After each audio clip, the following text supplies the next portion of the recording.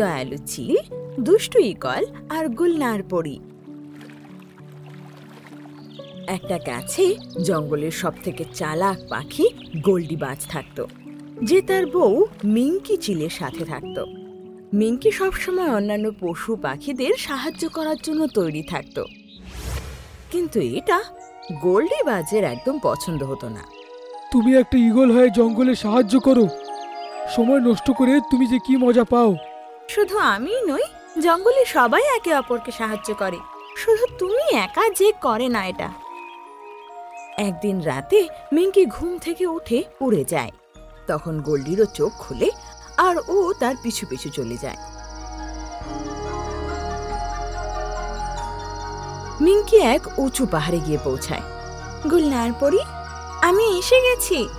তখনই সেখানে এক পরী প্রকট হয়। মিঙ্কি চিল, তুমি যেভাবে সব পশুদের এত সাহায্য করো, তাতে খুশি হয়ে আমি তোমাকে কিছু দেব বলে ভেবেছি। এটা বলে পরী তার ছড়ি ঘোরায় আর বলতে এক জাদুই থালা ওর হাতে আসে। এটা একটা চমৎকার থালা, তুমি যখনই কিছু খেতে চাইবে ভালো মন্দ, এতে তা চলে আসবে। আপনার অনেক অনেক ধন্যবাদ। এটা শুনে পরী অদৃশ্য হয়ে যায়। এই থালাটাকে এখানেই লুকিয়ে দিয়ে যাই, যখন দরকার পড়বে আমি এখান থেকে এসে নিয়ে যাব। আর মিঙ্কি সেই থালাটাকে সেই ফুলবাড়িতে ছেড়েই চলে যায়। এবার জমবে মজা। গোল্ডিবাজ সেই থালার সামনে এসে বলে, জাদুর থালা, আপেল দাও এমন যেটা খেলে সবাই বোবা হয়ে যায়।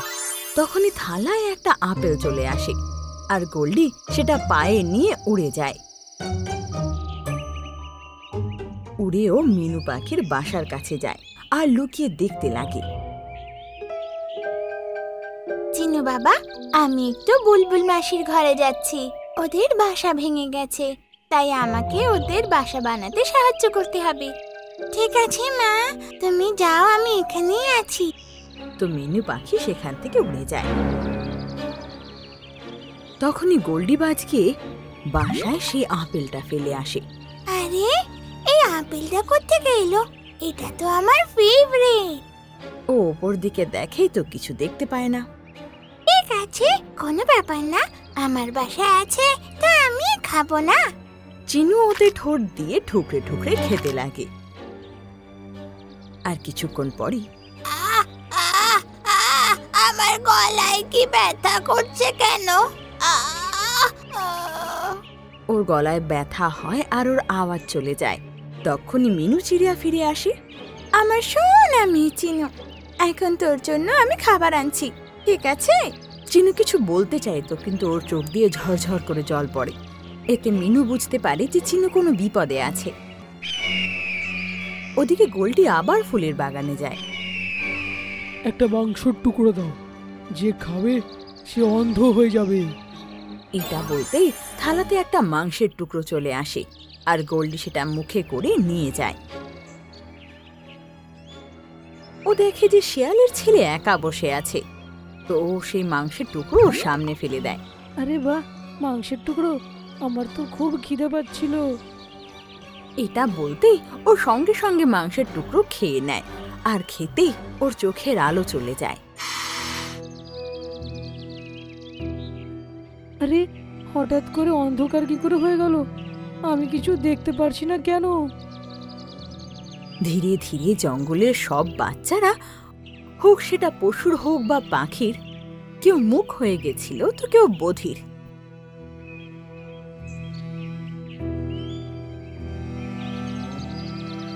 এতে জঙ্গলের সবাই খুব বিরক্ত হয়ে ওঠে আর এক সভা ডাকে। খুবই চিন্তার বিষয়, আমাদের সবার বাচ্চারা কষ্টে আছে, কিন্তু আমরা কিচ্ছু সাহায্য করতে পারছি না। এই সবার জন্য তোমরা নিজেরাই দায়ী। এত সাহায্য করে বেড়াও সবাইকে, নিজের বাচ্চাকেই দেখলে না।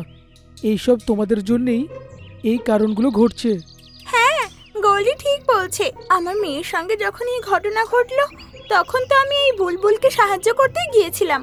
আর যেদিনকে আমার ছেলের চোখ গেল, সেদিন তো এই ভাল্লুকের কাছে এর গুহা পরিষ্কার করতে সাহায্য করতে গিয়েছিলাম। আজকের থেকে কেউ কারোর সাহায্য করবে না, সবাই নিজেদের নিজেদের পরিবারকেই দেখবে। ওদের পরস্পরের সাথে লড়াই দেখে গোল্ডি বাজ খুব খুশি ছিল, কিন্তু মিঙ্কি চিলের মোটেও পছন্দ হয়নি। ও উড়ে যখন ফুলের বাগানে যায় তো সে চমৎকারী পাত্র সেখানে পায় না। গুল্লার পরি যে পাত্রটা দিল সেটাকে তো খুঁজে পাচ্ছি না, আর পুরো জঙ্গলে বাচ্চাদের ওপর বিপদ এসেছে এরকম। এবার আমাকে গুল্লার পরীকে ডাকতেই হবে। ও তখন আকাশের দিকে মুখ করে। গুল্লার পরি, আমার তোমার খুব সাহায্য দরকার। গুল্লার পরি, আমার তোমার সাহায্য দরকার। তারপরও অনেকক্ষণ ধরে ও ডাকে, আর শেষমেশ গুলনার পরি আসে। আরে মিনকি চিল, তুমি এত চিন্তায় কেন? আমাদের জঙ্গলে যত বাচ্চা আছে কেউ অন্ধ হয়ে গেছে, তো কেউ বোবা হয়ে গেছে বা পঙ্গু হয়ে গেছে। ওই চমৎকারী যে প্লেটটা তোমায় দিয়েছিলাম তার ব্যবহার করো না কেন? আমি সবার হাত থেকে দূরে এই ফুল বাগানেই ওটা লুকিয়েছিলাম, কিন্তু পাচ্ছি না খুঁজে।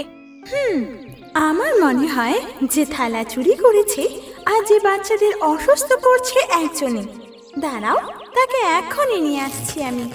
সেই চমৎকারী থালা আর যে তাকে চুরি করেছে সামনে নিয়ে আসো। এটা বলে যেই পরি ছুরি ঘোড়ায় অমনি গোল্ডি থালা সমেত সেখানে পৌঁছায়। আরে আমি এখানে কি করে এলাম? গোল্ডি, তুমি এই সব কিছুর পেছনে তুমি? ওই আমি আমি বলতেই যাচ্ছিলাম। গোল্ডি বাজ, তোমাকে সবার সামনে নিজের কর্মের ক্ষমা চাইতে হবে আর বাচ্চাদেরও ঠিক করে দিতে হবে। আর এর জন্য শুধু বিকেল অবধি তোমার কাছে সময় আছে, আর এটা না করলে আমি তোমাকে পিঁপড়ে বানিয়ে দেব। আরে না না, আমি ভুল স্বীকার করব আর সবাইকে ঠিক করে দেব। জাদুর প্লেট, এমন কিছু ফল দাও যাতে সবাই ঠিক হয়ে যায়। এটা বলতেই থালাতে বিভিন্ন রকমের খাবার চলে আসে, আর গোল্ডি সব খাবার সব বাচ্চাদের কাছে নিয়ে যায়।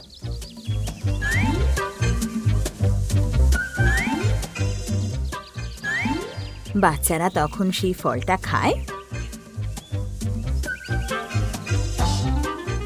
মা, আমার আওয়াজ ফিরে পেয়েছি। মা, আমি সব কিছু দেখতে পারছি। সব বাচ্চারা একদম সুস্থ হয়ে যায়।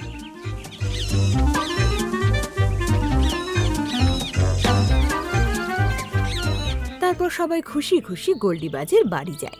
গোল্ড ইগল, তোমায় অনেক অনেক ধন্যবাদ। আমাদের বাচ্চাদেরকে তুমি ঠিক করে দিয়েছো। ধন্যবাদ বন্ধুরা। আচ্ছা, এটা বলে দাও, ওদের শরীরটা খারাপ করার পিছনে কে ছিল? এটা শুনে গোল্ডি ভয় পেয়ে যায়, কিন্তু ও জানতো যে সত্যি কথা বলা ছাড়া আর কোনো পথ নেই। এটা স্বীকার করতে আমার খুব ভয়ও করছে, কিন্তু আমি এটা করেছি। কি? তুই এটা কেন করেছিলিস গোল্ডি? আমি চাইছিলাম যে তুমি একে অপরকে সাহায্য করা ছেড়ে দাও আর আমার মতন শান্তিতে থাকো, তাই জন্য এটা করেছি। এটা শুনে সবার মুখে রাগ আরো বেড়ে যায়। গোল্ডি দাদা, তুমি আমাদের ব্যাপারে কত ভাবো, দিন রাত কত চিন্তা করো। এর জন্য তোমাকে একটা নাম তো দেওয়াই উচিত। আরে না না না না, নো থ্যাঙ্কস। ওরা সবাই গোল্ডির দিকে মারতে এগোয়, আর গোল্ডির চিৎকার বেরিয়ে যায়। ছেড়ে দাও, আরে মেরে ফেললো রে। পাশেই দাঁড়িয়ে থাকা পরি আর মিঙ্কি চিল গোল্ডির এই অবস্থা দেখে জোরে জোরে হাসতে লাগে। বন্ধুরা, খারাপ যতই চেষ্টা করুক না কেন, ভালোকে কখনো মিটিয়ে দিতে পারে না।